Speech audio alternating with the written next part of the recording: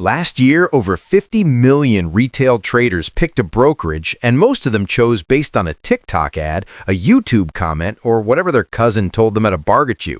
That's insane when real money's on the line. So instead of guessing, I spent 2 full weeks comparing the two platforms options traders argue about non-stop: Interactive Brokers versus Tastytrade. And I didn't care what anyone said until I actually used both. Interactive Brokers has been around since 1978 and now routes about 13% of all U.S. equity volume every single day. It's powerful, institutional, and looks like a Bloomberg terminal had a baby with a tax form.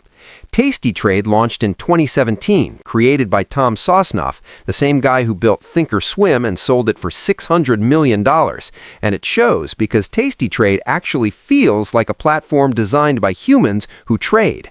On paper, pricing looks simple.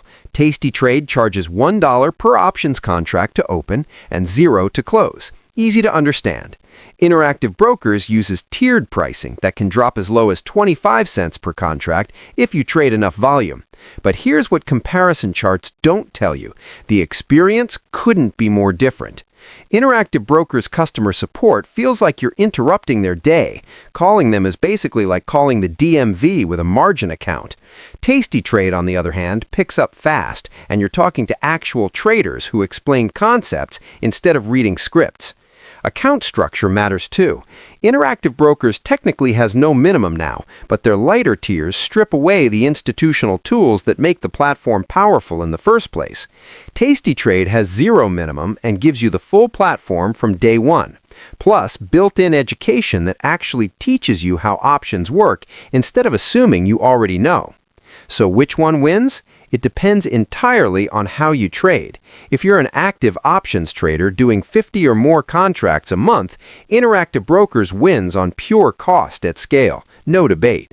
But for everyone else, smaller accounts, newer traders, or people still learning strategies, Tastytrade's $1 in, $0 out pricing, clean interface, and education-focused approach makes way more sense. Neither platform is a scam. Both are legitimate. The real deciding factor is your trading volume and how much hand-holding you want. If this breakdown helped you avoid picking the wrong platform, that's the goal.